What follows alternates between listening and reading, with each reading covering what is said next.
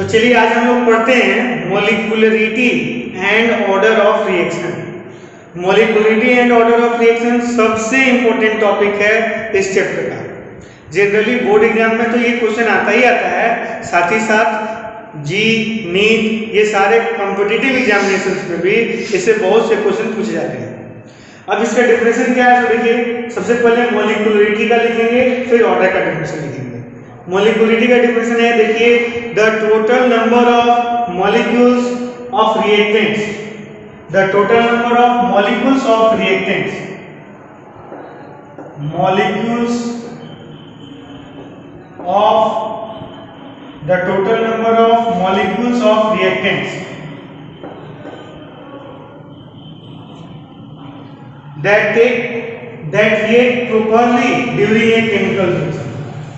अब यहाँ पे एक properly वर्ड लग गया, ये बहुत इंपॉर्टेंस रखेगा आगे चलकर। फिलहाल के लिए आप सिर्फ इतना ही समझिए, the total number of molecules of reactants that react during a chemical reaction is called molecularity of reactant। इस प्रॉपर्ली का भी यूज है, लेकिन उसका यूज आगे पता चलेगा। जैसे मान लीजिए एक रिएक्शन होता है A plus B give C plus B। तो मैं बताया था आप लोग को कि ये A और B जो स्मॉल नंबर में है, ये नंबर ऑफ मोल है। इस स्मॉल नंबर को जोड़ दीजिए A और B, यही हो गया molecularity. Molecularity equal to A plus B। अब अगर मान लीजिए रिएक्शन है, देखिए एग्जांपल देखते हैं, H2 plus Cl2 gives 2HCl, इसका मॉलिक्यूलरिटी निकालना है। तो देखिए ये भी 1 है और ये भी 1 है, H2 भी 1 है और Cl2 भी 1 है। तो मॉलिक्यूलरिटी के लिए बस इसका नंबर जोड़ देना है, तो 1 और 1 कितना हो जाएगा 2, यही मॉलिक्यूलरिटी है। इसमें देखिए 2NO प्लस O2 देता है 2NO2। NO का नंबर ऑफ मोल कितना है 2, O2 का नंबर ऑफ मोल कितना है 1, तो 2 और 1 कितना हो गया 3। तो मॉलिक्यूलरिटी हो जाएगा 2 प्लस 1 इक्वल टू 3। अब इसमें बताइए क्या होगा, 2NO2 plus F2 gives 2NO2F। इसमें मॉलिक्यूलरिटी क्या होगा 2 प्लस 1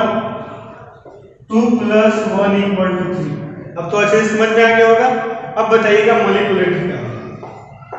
एक रिएक्शन है 2NH3 gives N2 plus 3H2, क्या होगा मॉलिक्यूलरिटी। कुछ लोग दिमाग लगा रहे होंगे कि इधर राइट साइड वाला ले लेते हैं, नहीं कभी नहीं, सिर्फ आपको number of molecules of reactant चाहिए। रिएक्टेंट यानी लेफ्ट साइड वाला ही चाहिए, इधर वाला ही चाहिए। इधर में कितना है 2, तो मॉलिक्यूलरिटी हो गया 2। राइट साइड वाले को देखना ही नहीं आता, प्रोडक्ट क्या है, मॉलिक्यूलरिटी को प्रोडक्ट से कोई मतलब नहीं है, तो इसका मॉलिक्यूलरिटी हो जाएगा 2, मॉलिक्यूलरिटी इक्वल टू 2। अब बताइए CH3CHO देता है CH4 प्लस C, इसका मॉलिक्यूलरिटी क्या हो जाएगा 1 है, मॉलिक्यूलरिटी क्या हो जाएगा 1। कुछ इसके बारे में इंपॉर्टेंट पॉइंट्स हैं जो आपको याद रखने हैं। जो सबसे फर्स्ट पॉइंट है, कभी भी आप रिएक्शन देखे होंगे तो उसमें पहले लगा हुआ नंबर होल नंबर होता है, मींस मॉलिक्यूलरिटी भी हमेशा होल नंबर होगा, कभी फ्रैक्शनल नहीं होगा और कभी जीरो नहीं होगा। ये मेन इंपॉर्टेंट चीज है। Molecularity of A reaction cannot be fractional और जीरो। मॉलिक्यूलरिटी ना तो फ्रैक्शनल हो सकता है और न ही जीरो हो सकता है। एक और इंपॉर्टेंट पॉइंट है इसका, molecularity of reaction more than 3 has no significance। 3 से भी ज्यादा नहीं हो सकता है, याद रखिएगा मॉलिक्यूलरिटी 3 से ज्यादा नहीं हो सकता है। तो फिर जो मैं बताया था आपको कि जोड़ करके मॉलिक्यूलरिटी लिखना है और जोड़ने पर 3 से ज्यादा आ जा रहा है, तो उसका मॉलिक्यूलरिटी क्या होगा, उसके बारे में अभी हम डिस्कस करेंगे। लेकिन अभी याद रखिएगा molecularity of reaction more than 3 has no significance. क्यों नहीं है? Because no more than 3 molecules can collide properly। 3 से ज्यादा मॉलिक्यूल कोलाइड ही नहीं कर पाएंगे। देखिए मॉलिक्यूलिटी के लिए क्या होता है, जो रिएक्शन कर रहे हैं, यहां पे एक वर्ड में लगा दिया था प्रॉपरली। अगर मान लीजिए एक मॉलिक्यूल ये है, दूसरा मॉलिक्यूल ये है और तीसरा मॉलिक्यूल ये है, ये कोलिजन करते हैं तो प्रोडक्ट के मॉलिक्यूल बनाते हैं। एकदम परफेक्ट कोलिजन होना चाहिए। परफेक्ट करने का मतलब कि प्रॉपर ओरिएंटेशन में होना चाहिए, विद परफेक्ट एनर्जी बैरियर होना चाहिए, एनर्जी बैरियर को क्रॉस करने वाला कोलिजन होना चाहिए, तब जाके कोलिजन होगा तो प्रोडक्ट बनता है। तो इन सारे फैक्टर्स को फुलफिल करते हुए क्या आपको लगता है कि 3 से ज्यादा मॉलिक्यूल कोलाइड कर पाएंगे एक बार में? जिस जगह पे बॉन्ड बनना है उसी जगह पे कोलिजन होना चाहिए। तो दो तो बहुत अच्छे से कोलाइड कर लेंगे, तीसरा भी किसी तरह से कोलाइड कर लेगा, लेकिन इसके बाद जो कोलिजन होगा उसमें प्रोडक्ट बनने का कोई चांस नहीं है। यानी आप समझ लीजिए कि किसी भी रिएक्शन का मॉलिक्यूलरिटी अगर 3 से ज्यादा आ जा रहा है, यानी कि वो कॉम्प्लेक्स रिएक्शन है, उसका मॉलिक्यूलरिटी 3 से ज्यादा हो ही नहीं सकता है। और कॉम्प्लेक्स रिएक्शन है यानी उसका मॉलिक्यूलरिटी डिटरमाइन करना पूरी तरह से पॉसिबल नहीं है, लेकिन उसका स्टेप बाय स्टेप वो डिफरेंट कॉम्प्लेक्स रिएक्शन जो होते हैं वो डिफरेंट स्टेप्स में होते हैं। तो मान लीजिए अगर रिएक्शन 2 स्टेप में होता है तो दोनों रिएक्शन का अलग अलग मॉलिक्यूलरिटी निकलेगा। दोनों रिएक्शन जो स्टेप बाय स्टेप हुए हैं उनका मॉलिक्यूलरिटी निकाला जा सकता है, लेकिन पूरे रिएक्शन का ओवरऑल मॉलिक्यूलरिटी निकाला ही नहीं जा सकता है। मतलब अगर मॉलिक्यूलरिटी 3 तक आ रहा है तब तो ठीक है, 3 से ज्यादा आ रहा है तो मॉलिक्यूलरिटी गलत है, उसका मॉलिक्यूलरिटी निकालना ही पॉसिबल नहीं है, उसका स्टेप बाय स्टेप मॉलिक्यूलरिटी निकालना पॉसिबल है। वो रिएक्शन डिफरेंट स्टेप में होगा और डिफरेंट स्टेप का जो मॉलिक्यूलरिटी होगा वो हमेशा 3 या 3 से कम ही होगा।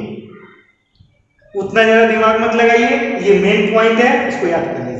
मॉलिक्यूलरिटी क्या होता है, पहले लगे हुए नंबर ऑफ मॉलिक्यूल्स को जोड़ देंगे। अगर 1 और 1 2 है तो मॉलिक्यूलरिटी 2 हो गया, 2 और 1 क्या हो गया, 3 हो गया, 2 और 1 3 हो गया, यहाँ 2 है यहाँ 1 है, यही मॉलिक्यूलरिटी है। बस इंपॉर्टेंट पॉइंट है, it can not be fractional और 0 and it can not be greater than 3। इसको नोट कीजिए, उसके बाद ऑर्डर लिखते हैं।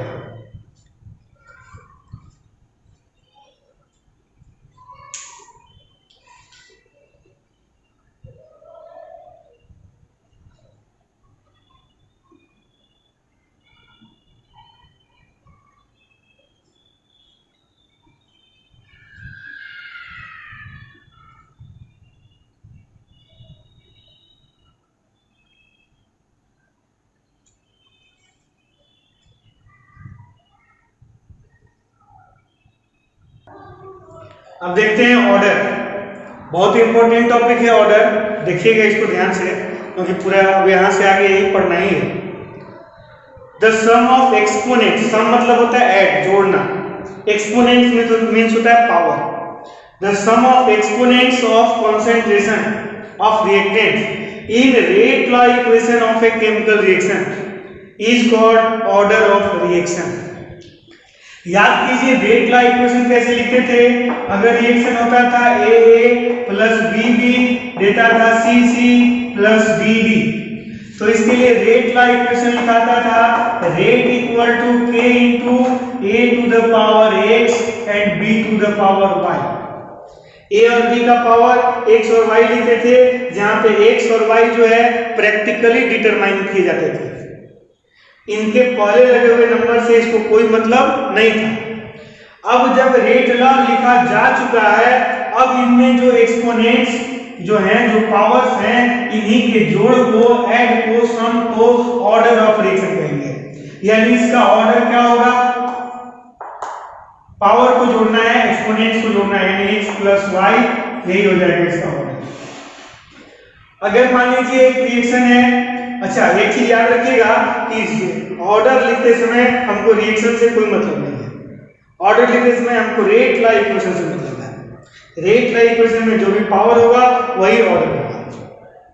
अगर मान लीजिए एक रिएक्शन होता है 2NH3 gives N2 plus 3H2 और इसके लिए रेट लॉ इक्वेशन दिया हुआ है rate equal to K into NH3 का पावर 0। तो अब आपको दिमाग नहीं लगाना है कि यहाँ 2 था तो यहाँ 0 कैसे हो गया। ये प्रैक्टिकली डिटरमाइन करके क्वेश्चन आपको इतना दिया हुआ है। क्वेश्चन आपको नहीं देना है, क्वेश्चन दिया हुआ है, आपको सिर्फ इसका ऑर्डर लिखना है। इसका ऑर्डर क्या हो जाएगा? 0। अगर मान लीजिए एक रिएक्शन है C2H5OH, ये देता है C2H4 प्लस H2O और इसके लिए रेट इक्वेशन दिया हुआ है rate equal to K into C2H5OH का पावर 1, कुछ नहीं है यानी पावर 1 है। तो इसका ऑर्डर क्या हो जाएगा? 1। जो पहले पावर है यहाँ पे जो पावर है वही होगा।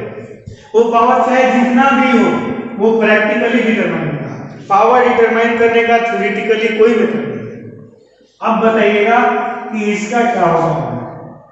एक रिएक्शन है CH3CHO gives CH4 plus Cu। Rate equation है K इंटू CH3CHO पावर 3/2। तो ऑर्डर कितना होगा? अरे जो पावर है 3/2। अगर मान लीजिए एक रिएक्शन है 2NO2 plus F2 gives 2NO2F और इसके लिए रेट इक्वेशन दिया है कि NO2 का पावर 1 और F2 का भी पावर 1। तो ऑर्डर क्या होगा? अब आपको दिमाग नहीं लगाना है कि यहाँ 2 था तो पावर 1 कैसे हो गया। वो प्रैक्टिकली डिटरमाइन होगा। यहाँ पे तो आपको दिमाग लगाना ही नहीं है कि रेट लॉ ऐसे कैसे लिखा है। रेट लॉ प्रैक्टिकल से लिखा है।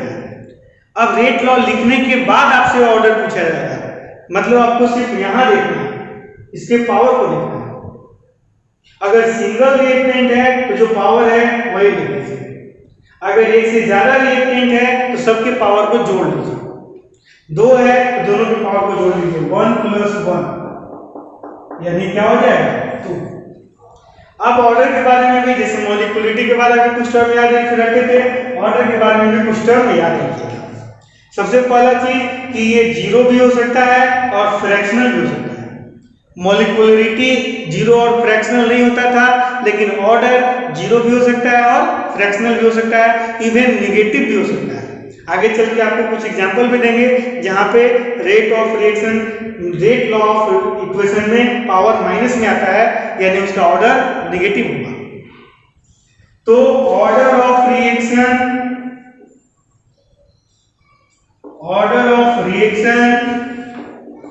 इज प्रैक्टिकल वैल्यू,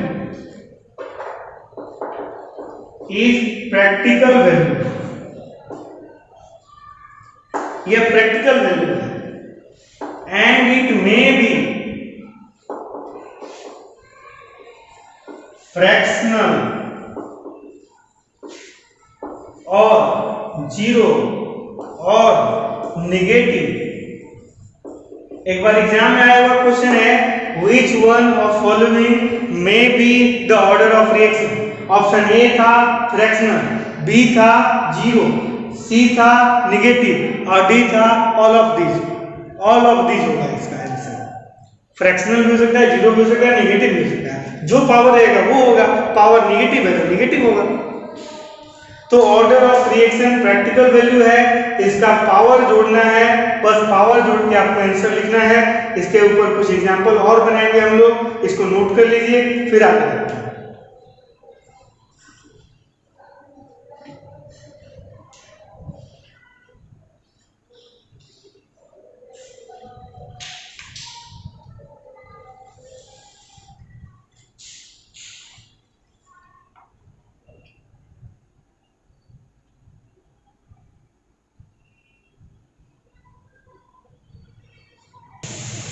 अब चलिए पढ़ते हैं unit of rate constant on the basis of order of reaction.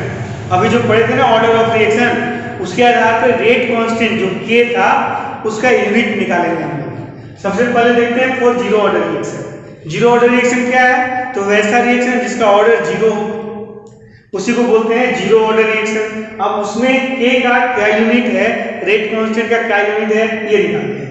Zero order का निकालेंगे, first order, second order, third order और nth ऑर्डर का भी निकालेंगे, ताकि कितना भी ऑर्डर है, फ्रैक्शनल भी रहे, तो n का वैल्यू बैठा करके आप उसका यूनिट निकाल सकें। बहुत इंपॉर्टेंट टॉपिक है, इसे ध्यान से समझिएगा। जीरो ऑर्डर रिएक्शन, तो मान लेते हैं कि एक जीरो ऑर्डर रिएक्शन है R gives P। आगे से याद रखिएगा, इस चैप्टर में जब भी रिएक्शन मानेंगे तो लिखेंगे R gives P। R means reactant और P मीन्स प्रोडक्ट। तो जो लेते हैं वो रिएक्टेंट है और जो बनता है वो प्रोडक्ट है। तो मान लीजिए एक रिएक्शन है R gives P और ये भी मान लीजिए कि इसका ऑर्डर जीरो है। ऑर्डर मतलब क्या होता है? तो जो रेट इक्वेशन होता है, रेट इक्वल टू के इंटू कॉन्सेंट्रेशन ऑफ रिएक्टेंट का जो पावर होता है उसी को ऑर्डर कहते हैं। तो यहाँ पे कह रहा है कि ऑर्डर जीरो है, मतलब पावर जीरो है। ऑर्डर जीरो है यानी कि यहाँ पे पावर जीरो है। अब रेट का फॉर्मूला एक और होता है, याद कीजिए, minus D concentration of reactant by dt, differential rate equation. Minus D मतलब change in concentration of reactant by change in time. Change in concentration of reactant by change in time को rate बोलते थे। Minus इसलिए लगाते थे क्योंकि यह reactant के बारे में है और रिएक्टेंट का कॉन्सेंट्रेशन डिक्रीज करता है, इसलिए उसमें माइनस लगाते थे। तो ये भी हो गया रेट और इक्वल टू यहाँ भी ये भी रेट है। अब इसका पावर जीरो है, इसका वैल्यू क्या हो जाएगा? 1। कोई भी चीज का पावर जीरो हो तो उसका वैल्यू 1 हो जाता है। तो इसका पावर जीरो है तो इसका वैल्यू हो गया 1, यानी ये हो गया खत्म। अब बच गया आपका k equal to minus d r by d t. आपको निकालना क्या है? Unit of k। माइनस का कोई यूनिट नहीं होता है, डी मीन्स चेंज, चेंज का भी कोई यूनिट नहीं होता है। कॉन्सेंट्रेशन का यूनिट होता है मोल पर लीटर। कॉन्सेंट्रेशन यहाँ पे मोलरिटी के टर्म में लिया जाता है, तो कॉन्सेंट्रेशन का यूनिट होता है मोल पर लीटर और टाइम का यूनिट होता है सेकेंड। तो इसका यूनिट हो जाएगा मोल पर लीटर पर सेकेंड। कितना सिंपल है, देखिए। इसी तरह से हम लोग बनाएंगे for first order reaction. Second हम लोग बना रहे हैं फॉर फर्स्ट ऑर्डर रिएक्शन। इसको बनाते बनाते आप लोग पूरा समझ जाइएगा। फर्स्ट ऑर्डर रिएक्शन सोल्व करते करते आपको पूरा समझ में आ जाएगा कि कैसे निकालेंगे यूनिट। चलिए फिर से इसी के जैसा चलते हैं। R gives P, मान लेते हैं कि ये फर्स्ट ऑर्डर रिएक्शन है। देखिए एकदम सिमिलर पैटर्न पे चलेंगे ताकि आपको समझ में आए। समझना इसका बहुत ज्यादा इंपॉर्टेंट है, इसलिए बहुत ज्यादा ध्यान रखें। रेट इक्वेशन क्या लिखेंगे? पावर, देखिए जीरो ऑर्डर था तो पावर जीरो दी थी, फर्स्ट ऑर्डर है तो पावर 1 कर देंगे।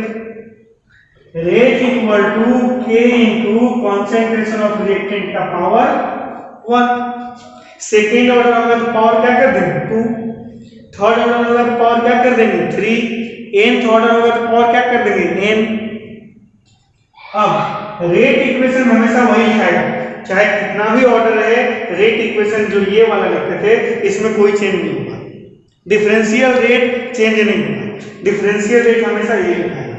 क्या होगा differential rate? Minus D concentration of reactant bye D, change in concentration divided by change in time. Minus इसलिए क्योंकि रिएक्टेंट का रेट है, इक्वल टू के इंटू इसका पावर 1 है, यानी कि ये ऐसे। तो अब देखिए क्या होगा, के इक्वल टू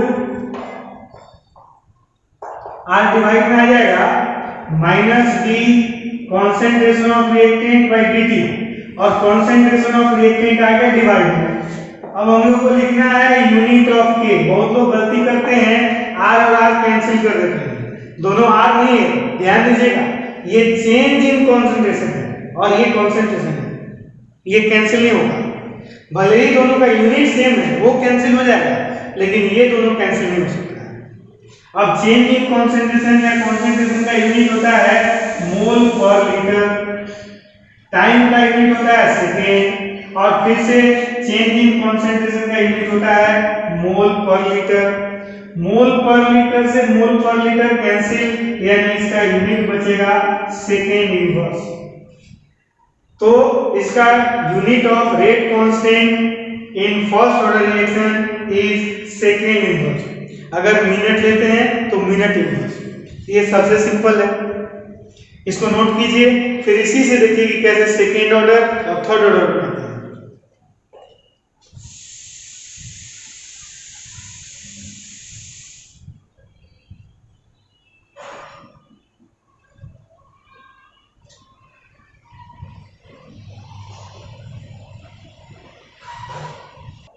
अब देखिए third, for second order reaction, second order reaction के लिए हम लोग को यूनिट ऑफ रेट कांस्टेंट निकालना है। अब देखिए हम बोले थे कि हमेशा रिएक्शन मानेंगे R गिव्स P, यही रिएक्शन है। मान लेते हैं कि ये सेकेंड ऑर्डर रिएक्शन है, तो क्या हो जाएगा, rate equal to K into concentration of reactant का पावर क्या हो जाएगा 2। फर्स्ट ऑर्डर था तो पावर कितना था 1, तो सेकेंड ऑर्डर है तो पावर क्या हो जाएगा 2। अगर मान लीजिए थर्ड ऑर्डर के लिए बनाए, थर्ड ऑर्डर रिएक्शन फिर से मानेंगे R gives P, rate equal to K into concentration of reactant का पावर 3। जितना ऑर्डर रहेगा वही पावर हो जाएगा। अब यहां तक तो कॉन्सेप्ट क्लियर है। अब आते हैं differential rate equation. Differential rate equation हमेशा वही रहेगा जो इसमें लिए थे, rate equal to minus D concentration of reactant by dt, यानी change in concentration by change in time. अब यहां पे हो गया K इनटू R का स्क्वायर, जो यहाँ पे था वही यहाँ पे, और K इक्वल टू, हम लोग को यूनिट ऑफ K निकालना है तो K को अकेले कर लीजिए, ये इधर इनटू में है, इधर भेज दीजिए तो डिवाइड में चला जाएगा। तो आप लिख सकते हैं minus D concentration of reactant by dt, और ये R स्क्वायर आके डिवाइड। अब चाहिए यूनिट ऑफ K, इसका यूनिट, माइनस और डी का कोई यूनिट नहीं होता है। कॉन्सेंट्रेशन का यूनिट होता है मोल पर लीटर, टाइम का होता है सेकेंड, और यहां हो गया मोल पर लीटर का स्क्वायर। इसका पावर 1 है, इसका पावर 2, इसका 1 पावर कैंसिल हो जाएगा। मोल पर लीटर से इसका एक पावर कैंसिल हो जाएगा। क्या बच जाएगा, मोल ऊपर जाएगा मोल इनवर्स, लीटर इनवर्स नीचे ऊपर जाएगा लीटर, सेकेंड नीचे ऊपर जाएगा सेकेंड इनवर्स। अब आते हैं थर्ड ऑर्डर रिएक्शन। तो rate equal to K into concentration of reactant का पावर क्या हो जाएगा 3। Rate equation, differential rate equation, minus D concentration of reactant by dt equal to K into R का power 3। K निकालना है, R का power 3 divide में चला जाएगा। यूनिट ऑफ K, माइनस और डी का कोई यूनिट नहीं, कॉन्सेंट्रेशन का यूनिट मोल पर लीटर, टाइम का सेकेंड, यहां देखिए मोल पर लीटर का क्यूब, इसका पावर 1 से इसका 1 कैंसिल हो जाएगा, यानी 2 पावर बच जाएगा, 2 बच जाएगा पावर। नीचे मोल का स्क्वायर, देखिए मोल का पावर 2, यानी ऊपर जाएगा तो मोल का पावर -2, लीटर का पावर नीचे -2, -1 into 2 -2, ऊपर जाएगा तो लीटर का पावर 2 हो जाएगा। नीचे -2 है तो ऊपर जाएगा तो +2। सेकेंड का पावर नीचे 1 है, ऊपर जाएगा -1। मोल का पावर -2, लीटर स्क्वायर सेकेंड, बस ये हो गया थर्ड ऑर्डर। इसको भी नोट करो।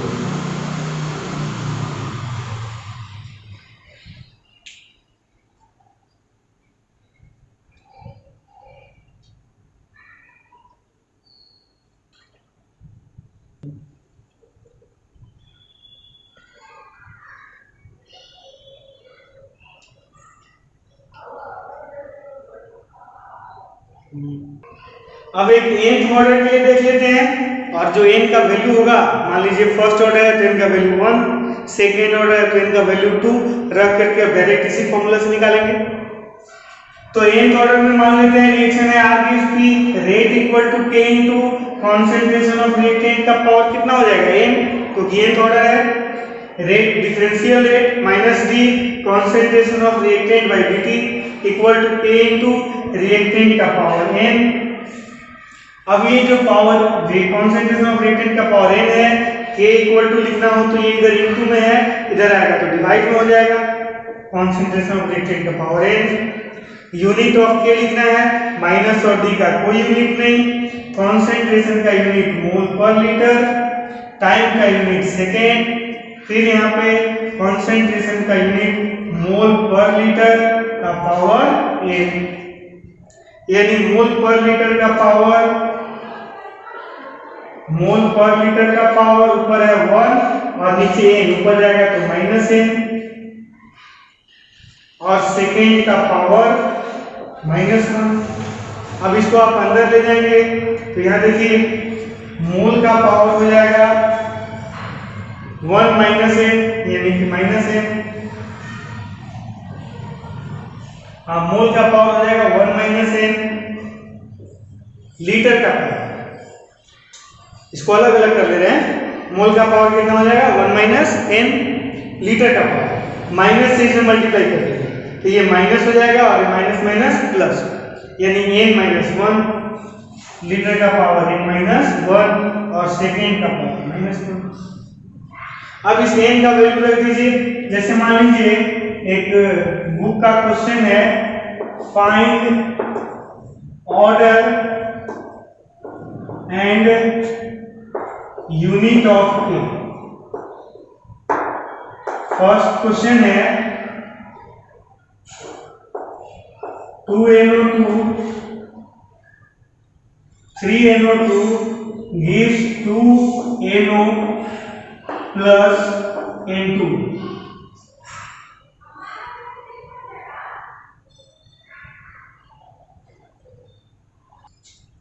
देखिए 3NO gives N2O plus NO2, rate of reaction given है K इंटू NO का पावर 2, कितना गिवन है क्वेश्चन है, आपको क्या निकालना है ऑर्डर, क्या होगा ऑर्डर बताइए।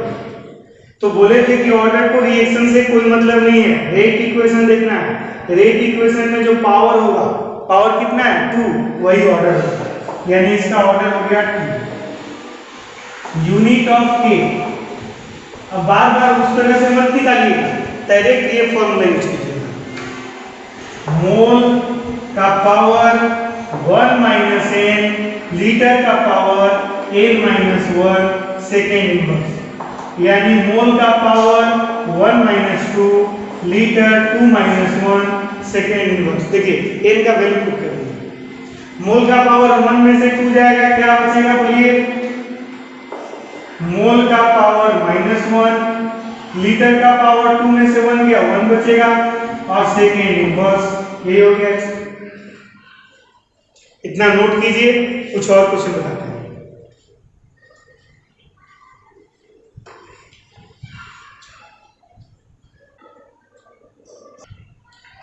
नेक्स्ट क्वेश्चन है second, H2O2 plus 3I minus plus 2H plus gives 2H2O plus I3 minus। वही सेम क्वेश्चन है, ऑर्डर निकालना है और unit of K। Rate equation given है, K इंटू H2O2 का भी पावर 1 है और I माइनस का भी पावर 1 है। अगर दो रिएक्टेंट है या दो से ज्यादा रिएक्टेंट है तो ऑर्डर के लिए क्या करते हैं, पावर को जोड़ देते हैं, यानी इसका ऑर्डर क्या होगा बोलिए, पावर जोड़िए 1 प्लस 1 यानी हो गया 2। यूनिट ऑफ K के लिए हमेशा ये फॉर्मूला रखिए जो अभी बताए थे, मोल का power 1 minus n, litre n minus 1 second inverse, यानी मोल का पावर 1 माइनस 2, लीटर का पावर 2 माइनस 1 सेकेंड इनवर्स, यानी हो जाएगा मोल का पावर -1, लीटर का पावर 1 सेकेंड इनवर्स। एक और क्वेश्चन है, CH3CHO gives CH4 plus CO। Rate equation given है, rate equal to K into CH3CHO का पावर 3/2। बोलिए ऑर्डर क्या होगा? ऑर्डर वही होगा जो पावर है 3/2 यूनिट ऑफ के, यही फॉर्मूला यूज करेंगे। मोल का power 1 minus n, metre n minus 1, second inverse n मतलब वही जो ऑर्डर है, यानी मोल का power 1 minus 3/2 litre 3/2 minus 1 second inverse, यानी मोल का पावर -1/2 लीटर का पावर 1/2 और सेकेंड इनवर्स। एक और क्वेश्चन है, question number 4, C2H5Cl gives C2H4 plus HCl। Rate equation है K इंटू C2H5Cl का पावर 1। ऑर्डर क्या होगा? ऑर्डर यानी जो पावर है, यानी ऑर्डर हो जाएगा 1 और यूनिट ऑफ K, मोल का power 1 minus n litre n minus 1 second inverse, यानी मोल का पावर 1 माइनस 1, n का value 1, litre 1 minus 1 second inverse.